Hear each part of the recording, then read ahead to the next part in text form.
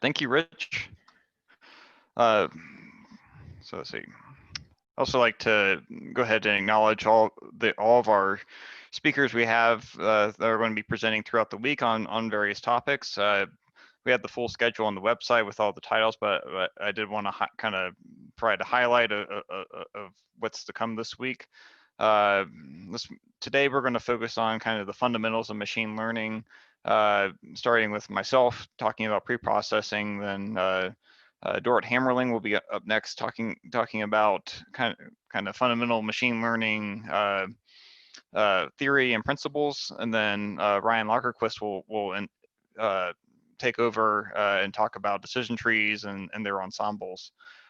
This afternoon, today and each day, we'll also have a panel with the speakers from that day, where if you have additional questions after that come up through the day, or just broader philosophical questions, we'll happily take them then.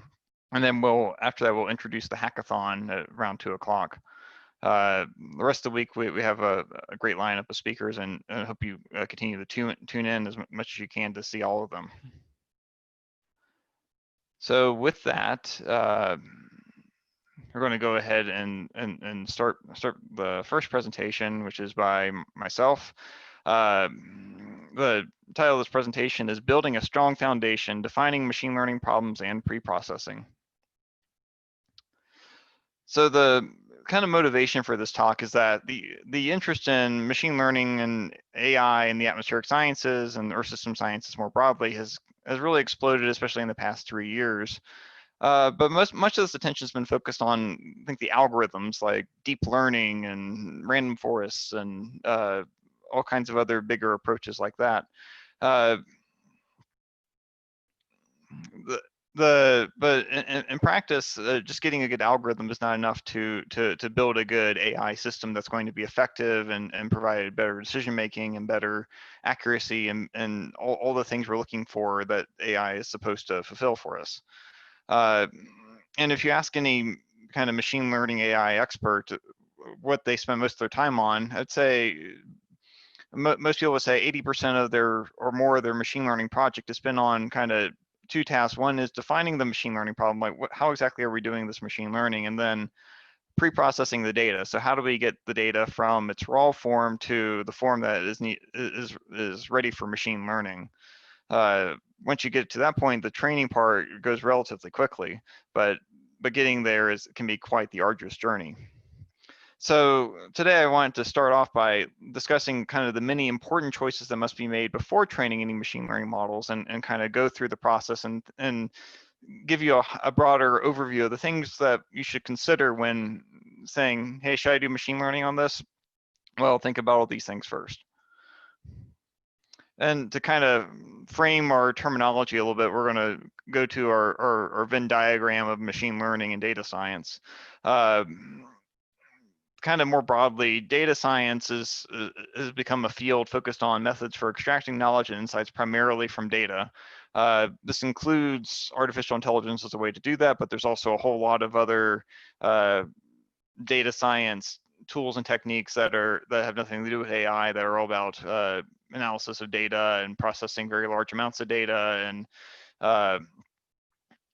deriving all kinds of other insights from data that aren't necessarily through an AI system. Artificial intelligence, or AI, more broadly now, is kind of methods for computer systems to perform human tasks.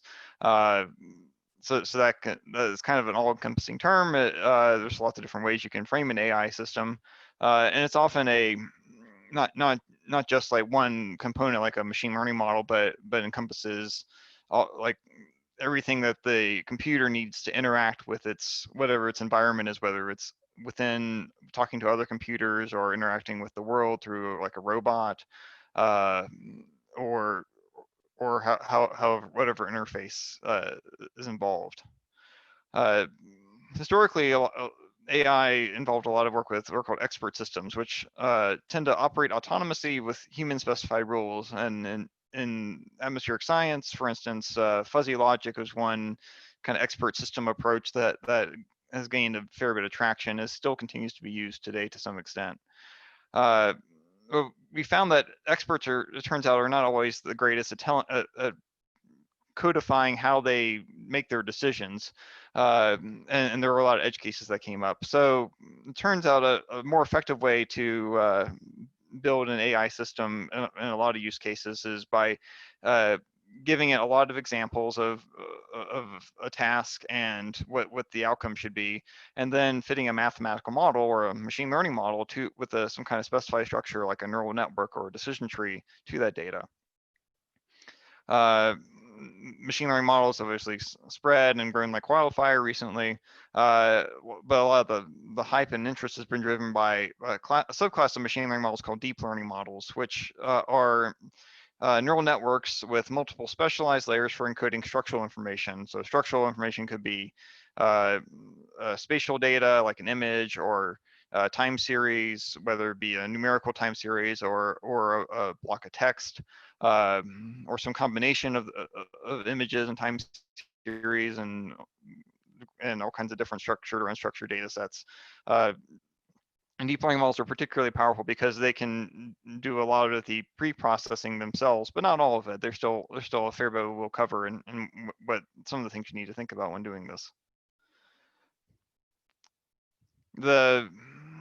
The machine learning task is really not just one step, but often a large pipeline that one has to go through. For this talk, we're going to focus on the kind of this first part of the pipeline, which is defining the problem, gathering your data, exploratory data analysis, and data preparation. So first question is, should I choose machine learning for my problem?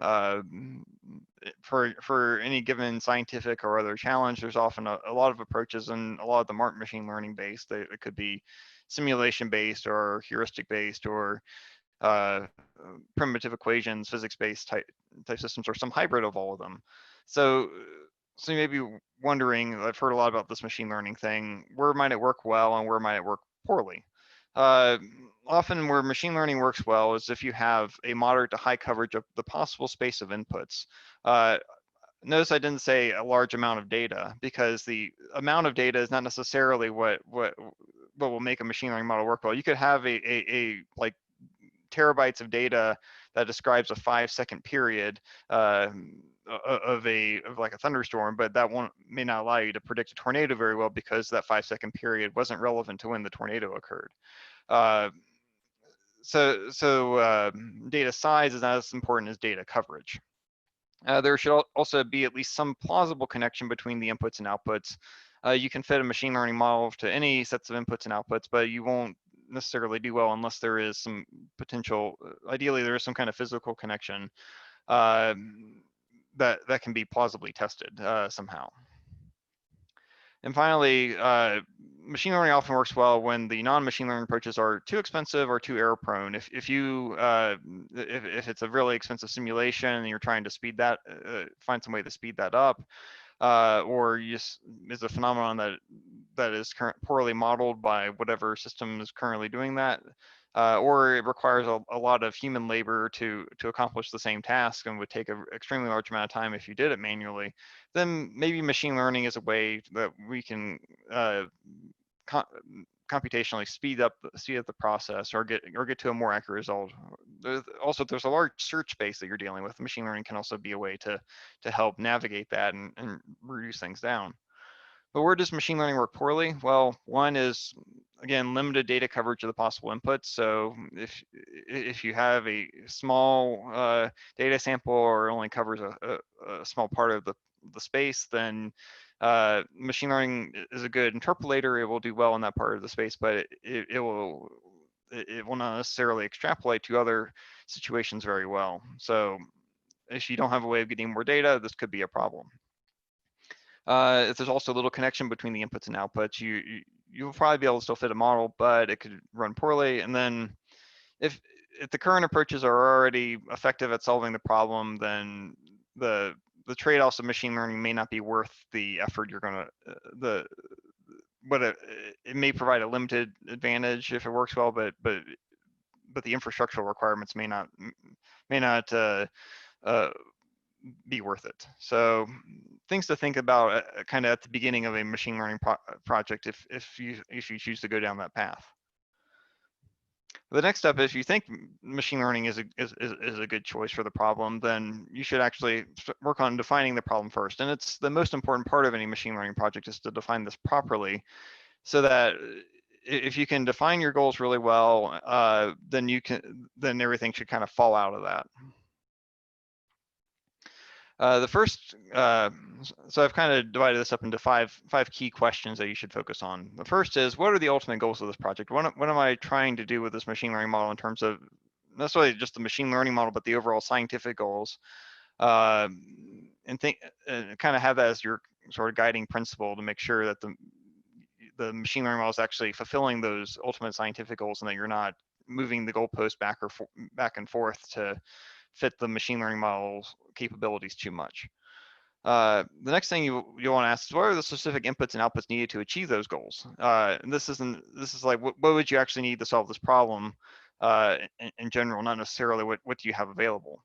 Which is the third question, is what data are actually available for the inputs and outputs, and what are the data limitations? Or some of the inputs or outputs poorly measured, or there biases in them? Are there other issues that might come up that you need to worry about?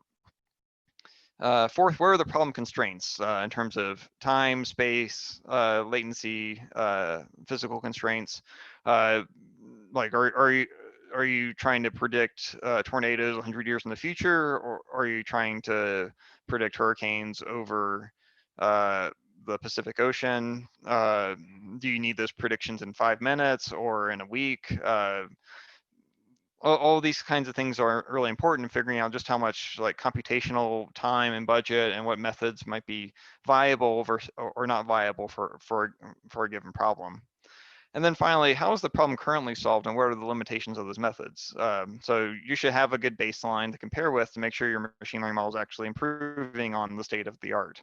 And also knowing the limitations of the state of the art methods will help guide maybe what kind of machine learning model you choose to use. With these questions, there are additional follow-on questions that are associated with different kinds of problem classes. And these are some examples of common ones in atmospheric science or in earth system science. The first is with object segmentation problems, where you're trying to, say, identify a front or an atmospheric river or hurricane in your large data set of weather climate model output. You may be interested in first, like, asking about what is the required level of detail? Do I need the exact outlines of the storm, or is a bounding box sufficient, or do I just need to know that there is a hurricane somewhere on Earth at this time? Is hand labeling needed? Do you actually need to have someone go in and draw contours around every single hurricane, or is there another way you can get those kind of labels to train your model, or can you use some kind of heuristic method and not have to do any labeling at all? And also, what is the current way to define and find objects? How well does that work? Is there some way you can evaluate that and compare it with your method, or even use that as kind of emulate that method if it's an expensive method computationally? For parameterization emulation, so this is the problem of we have so this example from Raspidal, we say have a really computationally expensive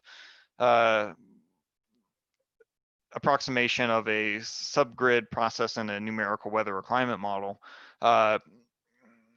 We want to train a machine learning model to emulate, to approximate it, and hope that machine learning model runs a lot faster than the expensive process, and then put that emulator into our physics-based model.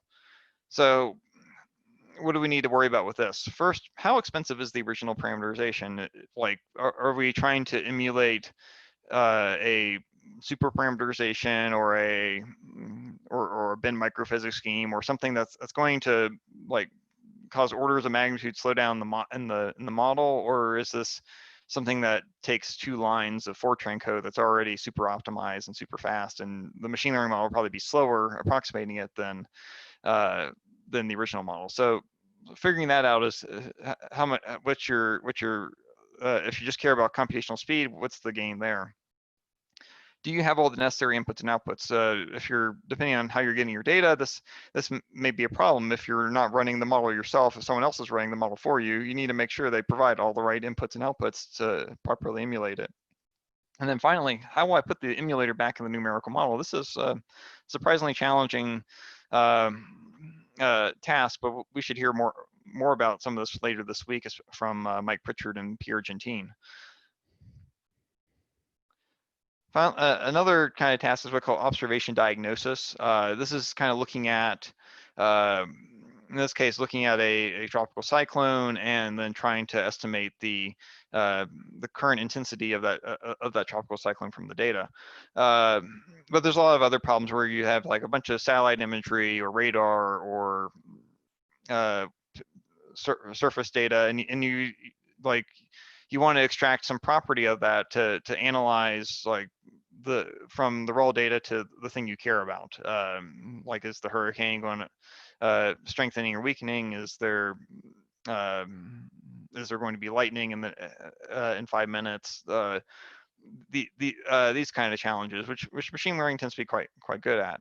But when you're building these systems, you should think about first, what is the quality of my output data?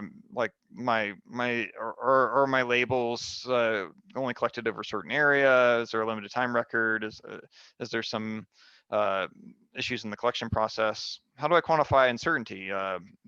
Like in terms of both predictive uncertainty and maybe also parameter uncertainty in terms of the weights of the model. How sensitive are they to the different inputs, for instance? And what is the coverage of my data set in terms of space and time? Do I have a sufficient record going back to cover the range of different storm types and things that might impact the area I care about?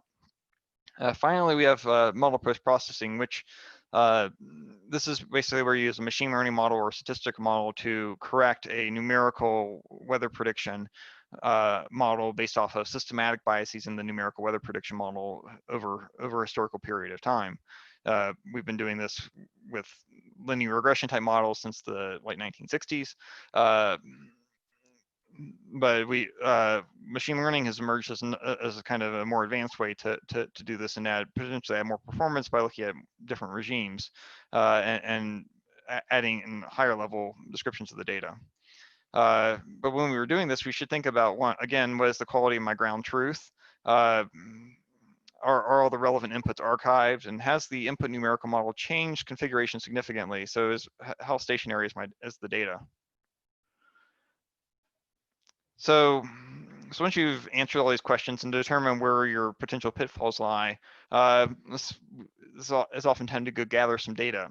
So there's called a data gathering adventure. There's different pathways you can take, and they each have their benefits and perils to go along with them. A popular choice is often to use existing data.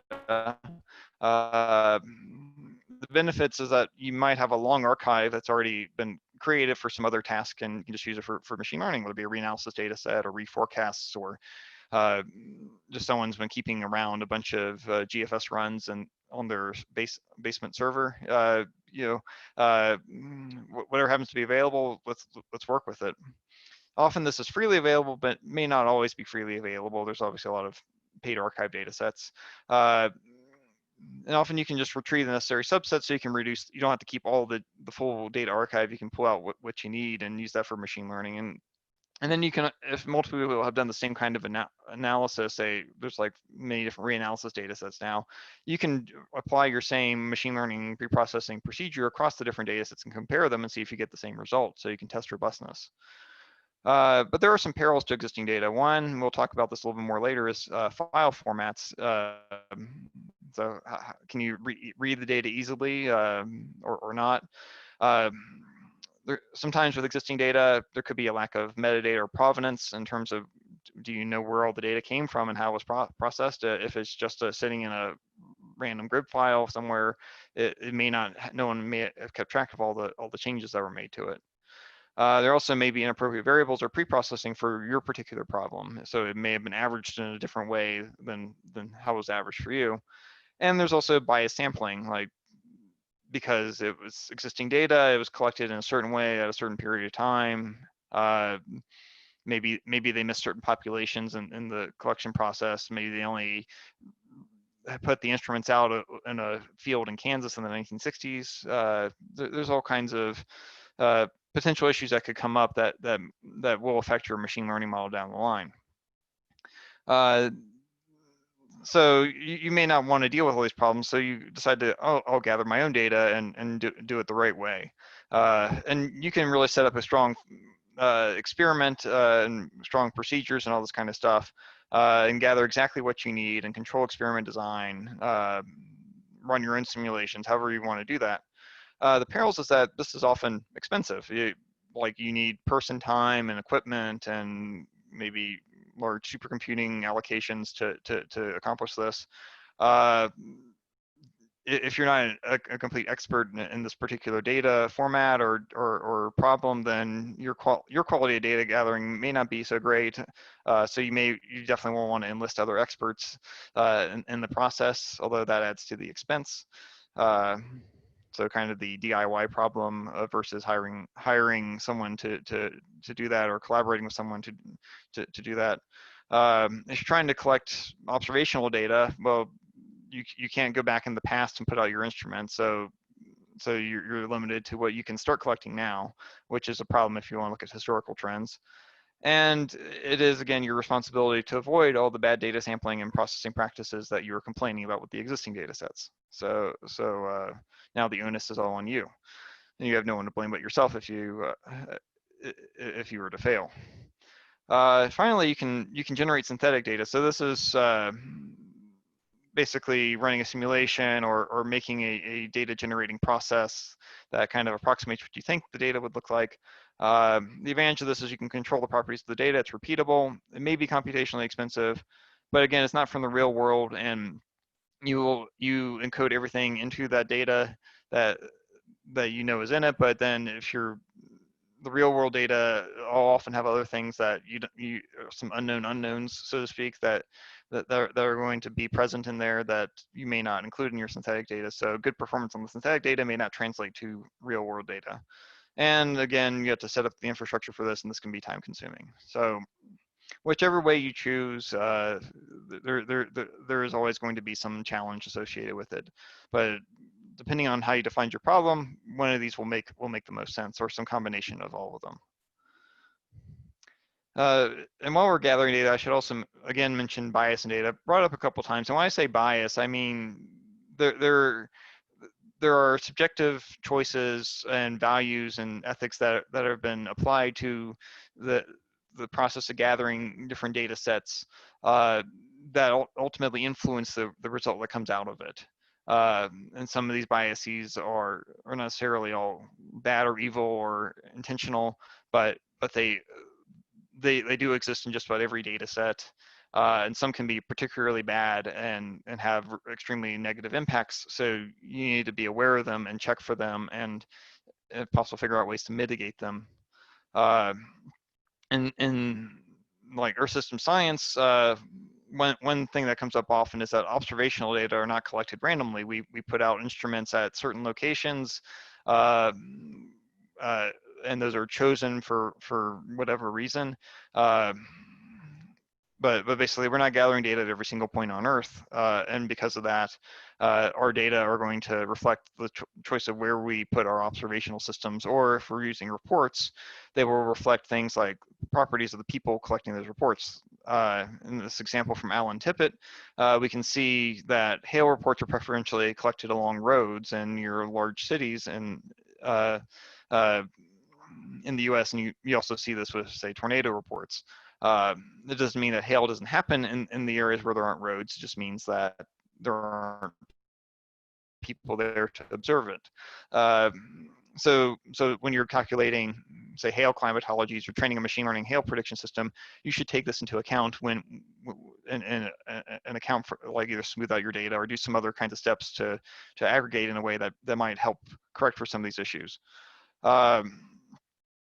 And I mention this because, again, machine learning models trained on biased data and biased assumptions will propagate that bias into their predictions. For those of you who may have been following machine learning Twitter over the weekend, there is a model released called Pulse that's designed to basically take blurred images of people and make a high-resolution version of them. And they released the model, and a bunch of people try putting in different images to see what the result would look like. And unfortunately, one of the, unfortunately, or maybe fortunately, because it's discovered a problematic bias in the model. Someone put in a picture of President Obama, and it popped out a very much a white person that does not look like President Obama. So this is a kind of example of a racial bias built into the model, and there's a lot of arguments about, like, was this from the data or from how the model was trained, or like the inherent setup of the different weights in the model and the convolutions and the structure of it that may lead to this, or the loss function.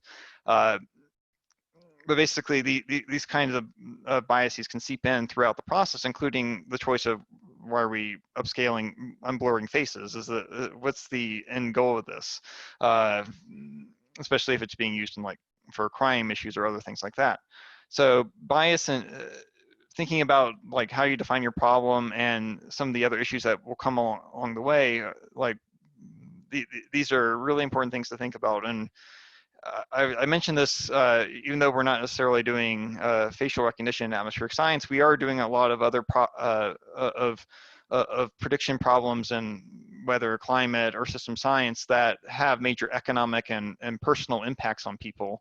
So please check in your data to make sure that you're not, like, your predictions aren't adversely impacting people of color, poor people, like anyone that's outside it, that may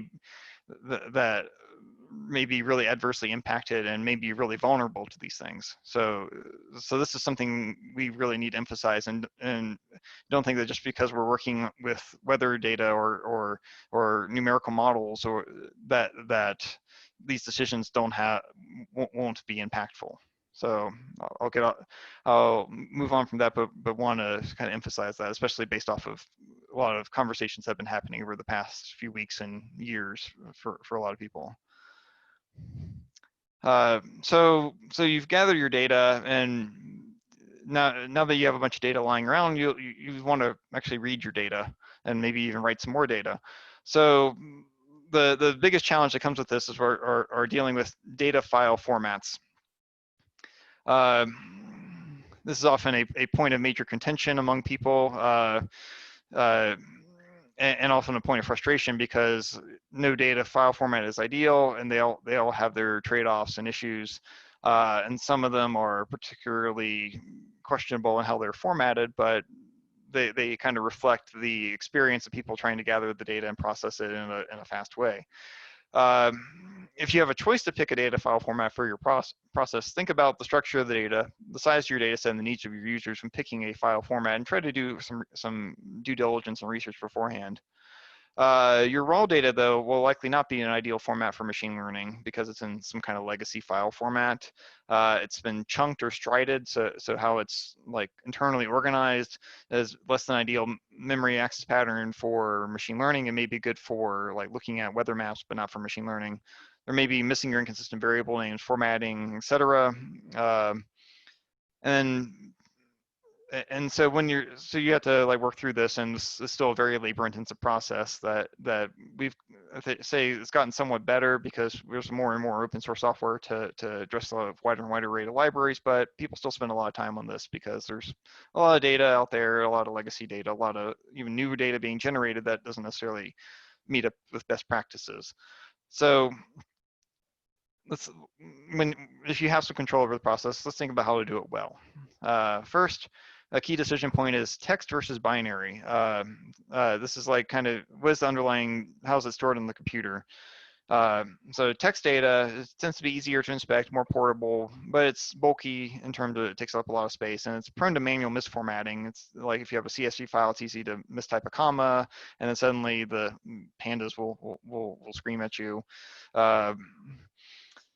With binary format, there's often a bit more consistency in the formatting because the library will do that for you, but then it requires a special library to read and write the data, and it can still get corrupted. And then if it's corrupted, there's no way to tell what the problem is because it just won't read at all. So there are a lot of choices of formats out there. One of the most common ones for machine learning tasks is good old comma separated value, or CSV format.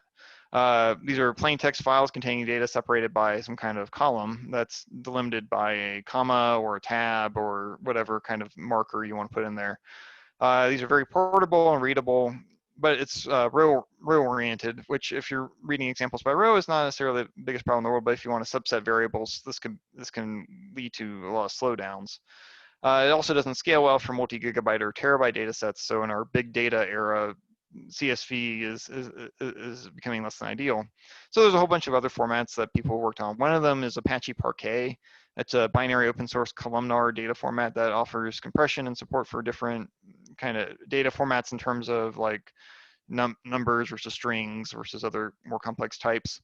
And it's underlying a lot of more complex cloud-based data stores. So it'd be something to look into if you have some ability to look forward, and like the compression is quite nice, and it has a lot of other good properties. If you have like a hierarchical data instead of like kind of more tabular data, there's XML, JSON, and YAML, which are hierarchical formats with decreasing amounts of extra syntax around the data. XML has a lot of it, and then JSON and YAML is like the least. They're often useful for like config files, storing non-tabular data. But again, because it's text-based, you are going to run into some problems with them in terms of you can compress them, and that does help. But again, with all these formats, there's different trade-offs. If you're dealing with geospatial data, I'm not covering the range of possibilities here, especially if you're talking about satellite data. There's a whole bunch of other formats for that. But for a lot of like numerical model output, which is what I tend to work a lot with, the formats you often choose from are GRIB, which is popular in the meteorology world because it's the WMO standard format for gridded data. But it has a problem in that the metadata is stored outside the file in a GRIB table that if your file conforms to the GRIB table, it's great, but if it doesn't, it's a problem. There's a big push to move to NetCDF4 and HDF5, which are hierarchical, self-describing binary data format that supports compression of individual variables, and they work really well in supercomputers and smaller computers, and have a lot of great properties. But when we started moving a lot of data to the cloud, people discovered that NetCDF is very slow to read from the cloud because you have to decompress the entire entire variable array to get one part out of it.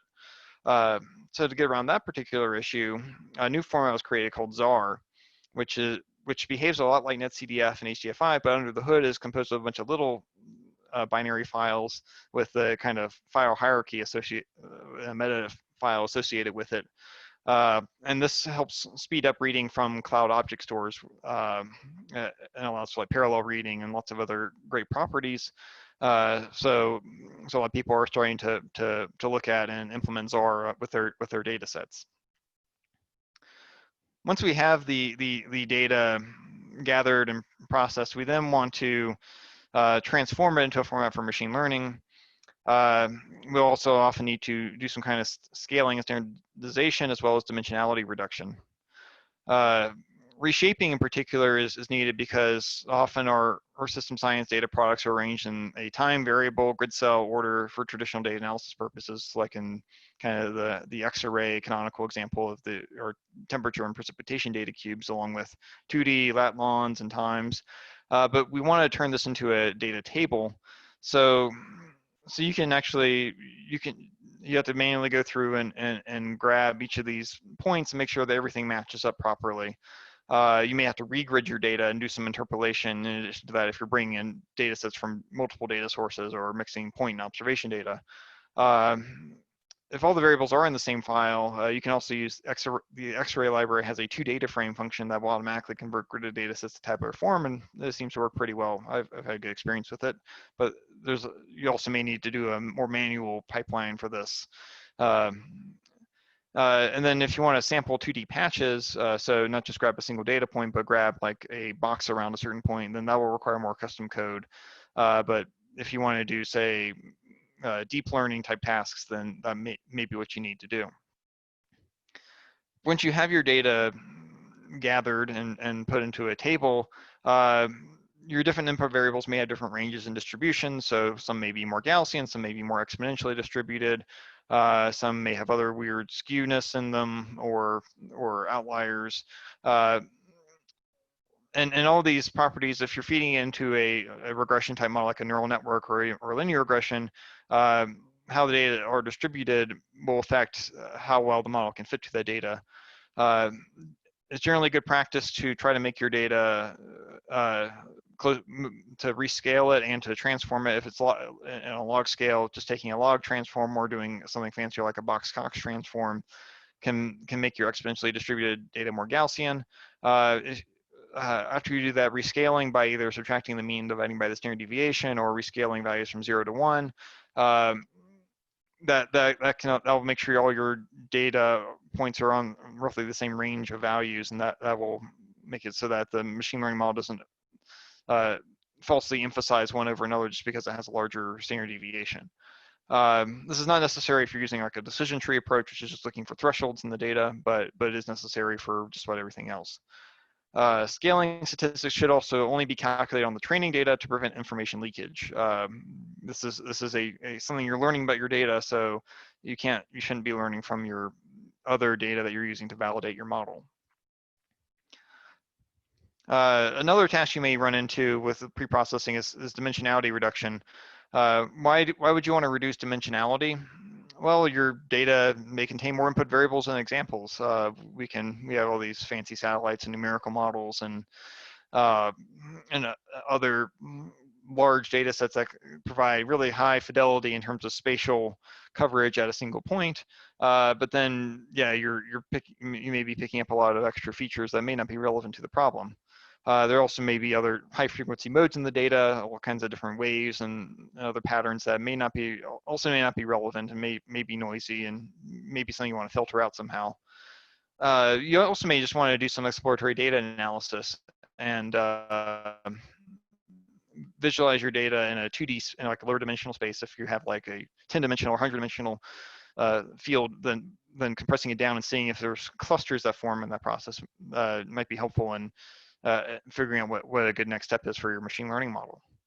So all these kind of fall under the broad category dimensionality reduction. One common method for this that's already familiar to, I'm sure, most people who have an or system science or statistical background is principal component analysis or empirical orthogonal functions, or if you go to the Wikipedia article on principal component analysis, they have a paragraph that has every name for principal component analysis. It's quite epic because every field has rediscovered it at one point or another and called it something else. But like, it's popular because it works really well, and it's just simple, relatively straightforward linear algebra to pick the components or top eigenvalues and eigenvectors that explain most of the variance in a given set of input data. And you can basically transform your data linearly this way, and then drop the components that explain little variance, and then keep the ones that explain most of the variance. And that reduces your dimensionality down quite a bit. You can also use it to identify spatial and temporal patterns, and although some of that will come with some potential interpreting that can be problematic sometimes.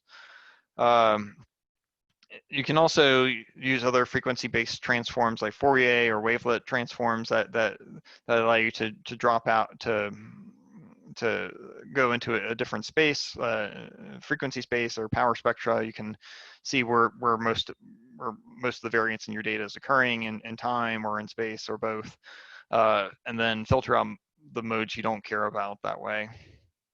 If you want to visualize in 2D space, one popular method now is something called T-distributed stochastic neighbor embedding, or TSNE. This approach can give you some kind of fun 2D charts that is better at kind of grouping data together than other dimensionality reduction approaches may be. Finally, you can actually train a machine learning model to do dimensionality reduction for you. In the broad class models called autoencoders. So they basically have a task where they're trying to take some kind of input and reconstruct it, and then have some kind of bottleneck in the middle. And then you're trying to learn that bottleneck that with some properties or other constraints applied to it to get some kind of desirable low dimensional space. Another thing you may want to do with your data to reduce dimensionality is doing some kind of changing your your paradigm of how you're looking at the data. So instead of looking at, say, a grid or a single point, you can follow along a phenomenon through space and time, kind of Lagrangian view of things. So some things like hurricane storms can be identified and tracked as discrete events.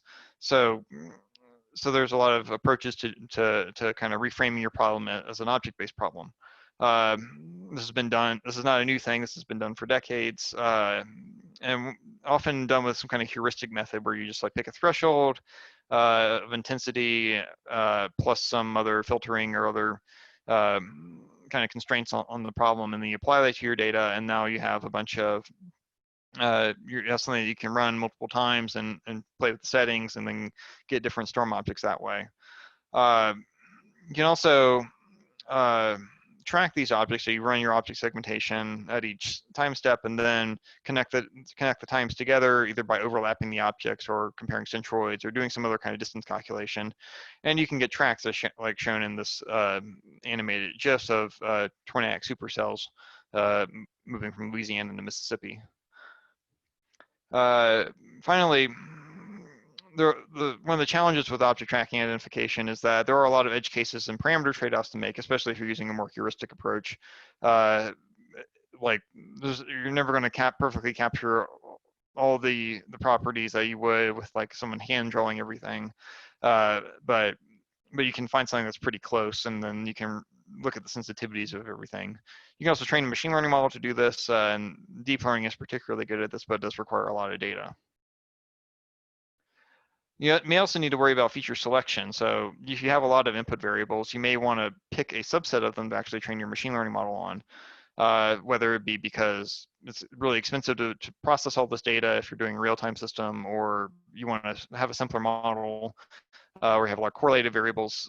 Feature selection, it can be one way to address this.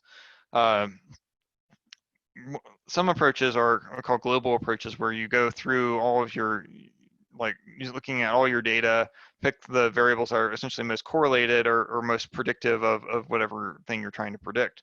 So sequential forward selection is a common way to do this.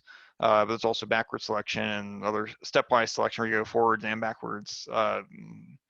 You can also like use your machine learning model to actually, or statistical model to pick features for you using regularization, such as the lasso approach, where you set a constant, do the optimization, and then anything that falls below a certain weight threshold is set to 0.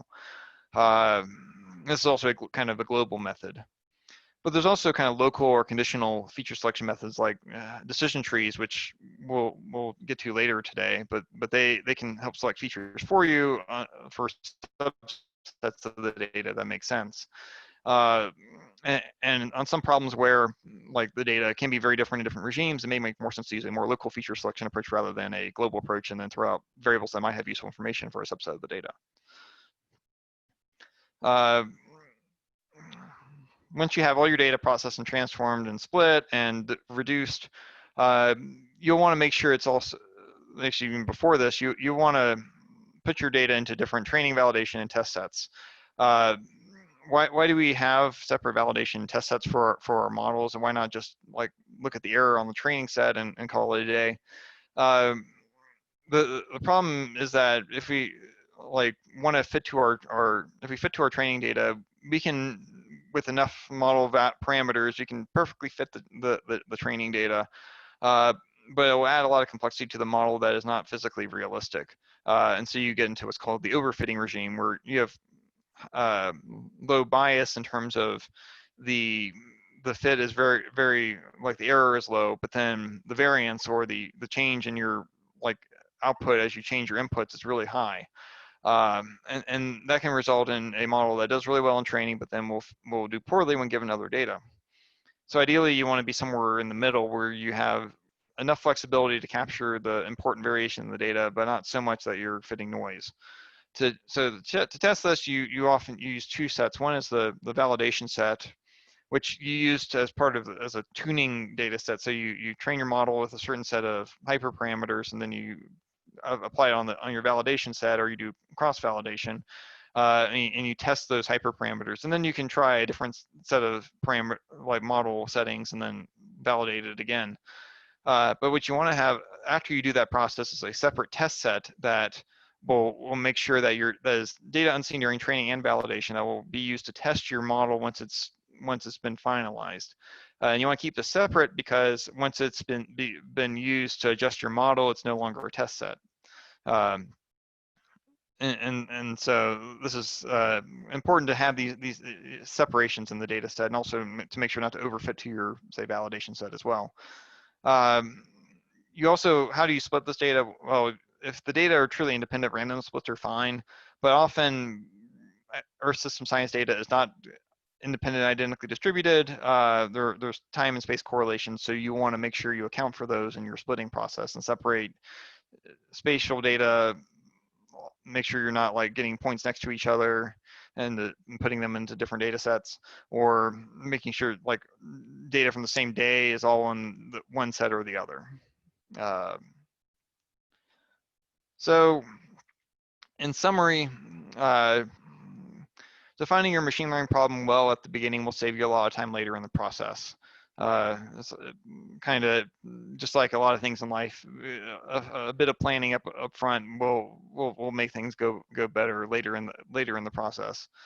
Data gathering procedures can strongly impact the resulting machine learning model structure and predictions, and we've shown examples of that, and like and talked about why this can be a very big problem. And finally, your pre-processing choices are key for efficiently transforming your data into a format suitable for machine learning. And there's a lot of pre-processing choices to make, and they all will have an impact on what kind of machine learning model results you get. In my experience, well, you can get you can spend a lot of time tweaking your hyperparameters. You can definitely get a fair bit of improvement in your performance that way. But I often find the biggest improvements are from changing how I pre-process my data, whether it's adding a new variable or doing better data quality control, like filtering outliers or doing other things on the pre-processing end. That often makes the biggest difference. So before we get into talking about all the fanciest deep learning methods and other machine learning methods this week, I wanted to ground everyone in the importance of pre-processing well and planning well before diving into the deeper parts of the machine learning ocean. So I'd like to thank everyone, and now I'm happy to take questions.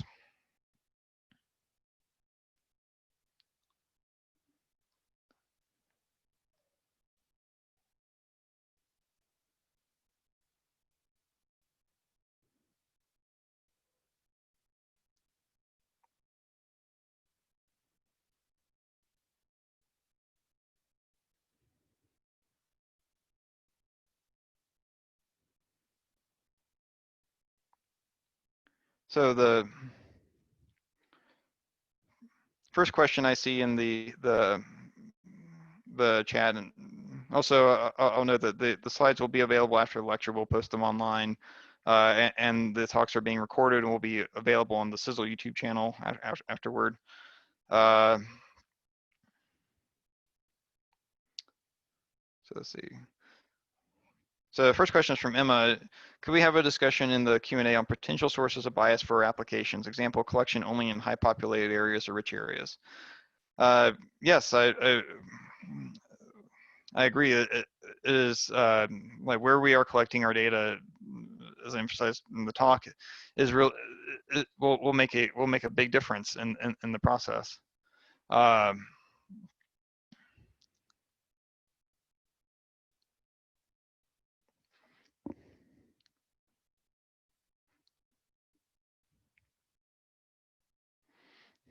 Yeah, and like historically, we also the kind of thing, like the purpose for which the data was collected also affects what variables are collected or not collected. So like historically, a lot of weather data comes from like airports and ships, because weather is really important for aviation and shipping and agriculture. But then we're not collecting data as much in, say, even now in cities, or like where people are living and working. And maybe may not be collecting enough variables about like health factors or other problems like that. One thing I've run into working on renewable energy problems is like there aren't a lot of good solar irradiance observations in the U.S., at least with long historical archives. There are a few sites that have long records that are freely available, but there are a lot of places that where this information isn't collected directly. So if you want to train your machine learning model to predict solar radiance, you're going to have to figure out some way to combine limited data to make a good prediction, and maybe you're missing out on particular local conditions by doing that.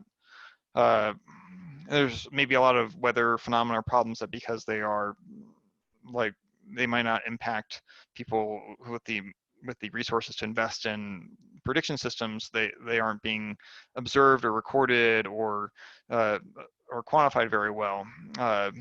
In particular, we also see issues with like data collection in, say, the United States and Europe versus the rest of the world. There are much more limited observation data sets. We now have a lot more satellites, but we're still lacking a lot of ways on ground truth in a lot of these areas. And we need to make more progress in building better observation systems, or even making them less expensive potentially, and still trying to find that trade-off between expense and quality to get better coverage in areas where there are a lot of people that are heavily impacted by weather, and whose lives could be improved by just having better instrumentation in their areas.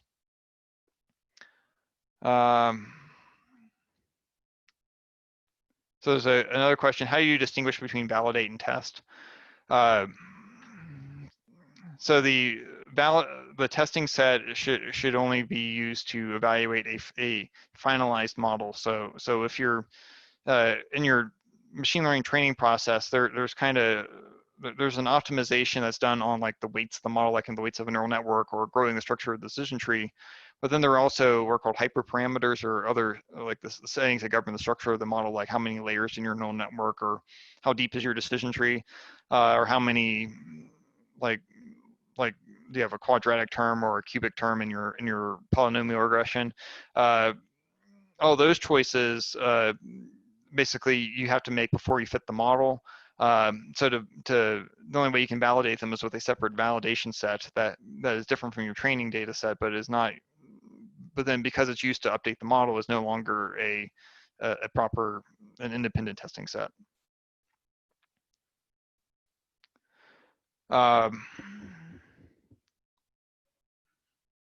So see a few more questions. Are there accepted quantitative approaches to find the right balance of over and underfitting?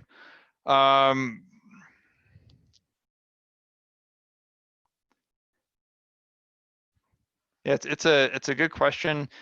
I would say it's still extremely empirical and problem dependent. Some of it is like when you're defining your problem and working with whatever domain you have, you should figure out what are acceptable amounts of error, what's appropriate error metrics, and those kinds of things. What maybe also not just in terms of calculating like a skill score or some other metric on your problem. You may also want to think about like are there representative cases, like especially edge cases, or other potentially problematic cases that have high impact that you want to test on, and evaluate your model on those. I mean, part of the problem is like while there isn't really a good answer to the under overfitting question, is like most problems you aren't just trying to optimize. You are trying to optimize on one metric, but the users often care about a lot of different things. So you to get like a certain amount of performance on one thing, there may be a degree of overfitting you may have to do to capture a wide range of the space. But then you should evaluate where it might fail. So strong evaluation is just a really important part of the machine learning process in general. Why is it bad to have a skew distribution in any of your inputs? Is it always necessary to transform distribution to Gaussian-like? It can be like really skewed distributions can be problematic if you're depending on the loss function you're using. In particular, if you're using something like mean squared error that emphasizes outliers or has like extremely wide varied values, it can make it hard for the machine learning model to optimize. I think some of this is how the models are initialized. Then can I define latency? So latency in this case is the time it takes for like your whole machine learning process to complete. So like once you receive the data, how long does it take to get a prediction out? Uh, so, so latency is often used as kind of a time thing to a time measurement, but like how long are you waiting for your computer to load or to respond when you click the mouse? So if you have if your application has uh, is very like you're making fast decisions or you have a limited amount of computer time, then you need to make sure your latency is as small as possible. What is the difference between ZAR and the chunk features in etcdf? They are effectively similar, except and I'm not an expert on ZAR, and so you would have to query one of those people. The chunking is a similar property in NetCDF and ZAR, but I think because within NetCDF all the chunking is done within the file versus in ZAR it's done like as separate small files. The separate small file approach works better on the cloud because the cloud treats every separate small file as a separate object and stores it in a different way compared with one large file. So there's more literature out there on the trade-offs between those. So I suggest doing more research along those lines, and I can see what else I can find. How do you suggest storing the big data after preparing the data in the required format in table form? Again, this depends a lot on the kind of users and problems and size of the data and all those factors. So if it's a relatively small data set, CSV works pretty well, but I would encourage looking at Parquet for tabular data. Like we were using it for the hackathon, and it actually does reduce your data volume down quite a bit, and it's pretty fast to read. And why should the data be transformed to tabular form? This occurs a lot. A lot of traditional machine learning models assume your data is in some kind of data table. So it's easiest to, like as a pre-processing step, to go ahead and move it into that tabular format.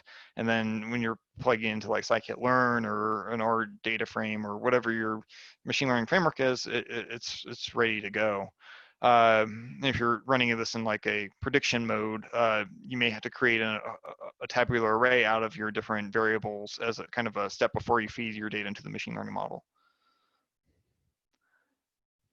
So a question about the meaning of hyperparameter, I kind of answer this, but to emphasize again, a hyperparameter is so in statistical parlance, a parameter is like a weight of the model. So like a weight in the neural network or a weight in a linear regression. It's something you optimize during you adjust during your fitting or optimization process where you're using data to update the values. Hyperparameters are those where you can like you have to set them before you can do the updating of the parameter step. So things like how many decision trees are in your random forest, or how many neurons are in the layer of a hidden layer of a neural network. Those are hyperparameters.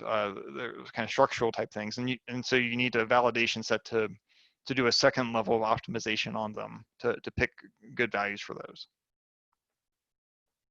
Is it required to remove the autocorrelation in the data before selecting them for training, validation, and testing? You don't necessarily have to remove the autocorrelation, but you should try to reduce it by spacing your training, validation, testing sets out in some way to make sure that there aren't essentially near duplicate examples of data in the training and testing sets. So this is definitely a problem that comes up. Could you elaborate on the train validate splitting of time-dependent data sets? Yes. So if you think of like a times like trying to think what would be the most important thing to emphasize. One thing is to look at kind of have a physical understanding for what your phenomena you're trying to study. If you're predicting, say, something with thunderstorms, the thunderstorm occurs in the order of a few hours.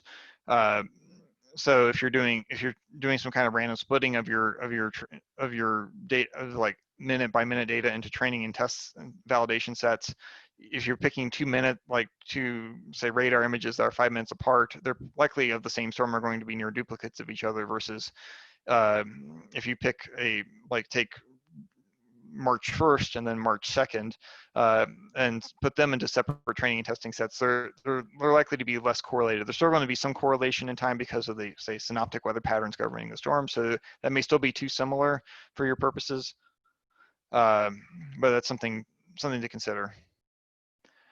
Are there tools to interchange data formats? Example, netcdf to ZAR. Yes, you can use, so netcdf to ZAR, you can use the xarray library in Python. You load the data, you read the data from the netcdf file, and then there's a to-ZAR method that will save it out to ZAR. So it's relatively straightforward. I think there's other libraries like wgrib2 also allow you to convert from grib to netcdf. And netcdf5, which is like the netcdf standards, I think is supposed to be built on top of ZAR eventually. Can you give a brief overview of hierarchical versus tabular data, especially for earth science purposes? Yeah, hierarchical data in an earth science context, you don't often see it stored this way too often, but you may have, so like an example of a hierarchy would be like if you think about a squall line, or so a line of thunderstorms, you have the broader, like the kind of the synoptic scale line, and maybe that's one level of your hierarchy, and then you have a bunch of storms that are associated with that line. They're like different cells. So you could build a data format that has a kind of high level line object and then a subset of different storms that are connected together and have spatial relationships associated with them. And tabular data is just like an Excel spreadsheet kind of thing. You would store each storm as a separate instance in that spreadsheet, and it would have a temperature and reflectivity and all the properties associated with it. Is there any tool to do multidimensional feature training, test sampling, making sure their distributions are similar? There are some tools and things like scikit-learn to do pre-processing type stuff, but it's not, and there's a lot of pieces kind of scattered around, but there's not something that will just do this all for you at this point. So a lot of it does take a lot of expertise in this to work on this, and definitely an area for further development. Part of the problem is it's very problem dependent, so there's not good general tools for a lot of this stuff. Which technique would be preferred for prediction of extreme events like wind speed, ramp up, or extreme rainfall? It depends a lot on your data. Often with a certain level of complexity in terms of machine learning techniques, if you optimize them all with a similar amount of effort, you'll get to a similar level of predictability given the information you have. Some may do slightly better than others. Some are easier to optimize than others. But a lot of them will still run into the same problem that they will underpredict extremes because we don't have enough extremes in the data set. So that's something that's hard to avoid. What's a good split between train, validate, test? This is also kind of empirical. It sort of depends on your data set size. If you have a fairly small data set, then you may want to use something like do like 70-30 or 80-20, and then do cross validation where you basically split your data into multiple training and validation subsets, and then train multiple models in each subset. That is something you can do if you have a small data set. If it's a larger data set, 50-25-25 is fine. I mean, it's kind of it's a relatively arbitrary choice as long as you have enough data and how well it's covered, how it covers your space to do a good fit, and then your validation test sets are separate but still representative. You should be good. Can you elaborate on the difference between machine learning and deep learning? Like deep learning is kind of a subset of machine learning, so there are and uses a lot of principles that were developed in broader machine learning, but then adds on to that by allowing you to build larger models that are deeper and have higher like kind of transformations that are done on the data, and a large part of the deep learning pipeline is doing these transformations or encoding of your data. Can you compare R versus Python for machine learning and AI? It depends on, but most of the common frameworks, like tensor, like for deep learning, a lot of the common frameworks have an R and Python interface, so you can use both for that. If you're more comfortable with one or the other, stick with that one. And there's a lot of good machine learning in both of them. Like I personally use Python, but I also used R before. And then you can go on the internet and read up on all the wars between the different camps on that. But I think they're both good. I think they both have their pluses and minuses. What data format is just for large spatial temporal data, such as a 3D array, to apply a machine learning model considering the memory limitation? It kind of depends on the system you're running on. If it's on a supercomputer, the NetCDF, HDF5 work quite well for this, and they're built for this kind of stuff because supercomputers like read things sort of, it's a standard file system. So having things together in memory speeds things up, versus on the cloud, things are all distributed in different pieces. So that's where XAR tends to work better. But XAR also will work well on a supercomputer setting too. What if we have missing values in our data sets? Yeah, I did not have time to cover that, unfortunately. You can drop missing data points. You can try to interpolate over them, called imputation. But you should look at the properties of the data and see what's going on in the in those missing periods, and see if you can look at correlations with other variables where you have data and try to fill in the gaps. And how you do this will have an impact on your model. So be very careful how you do that. How often do you retrain a model?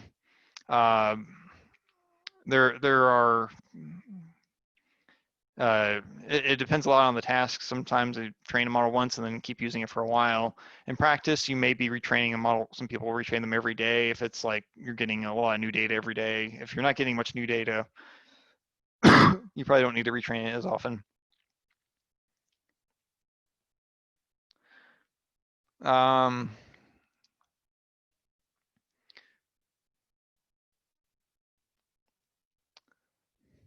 With that, I see there's still more questions coming in. I appreciate all the questions. Thank you for submitting a lot of really good questions, everyone. We'll try to cover some more of these. We'll have a panel discussion later this afternoon at 1:30 Mountain Time. So please call back then. Again, thank you very much, and we'll be back in 10 minutes to hear from Dort Hammeroni. So thank you very much, everyone.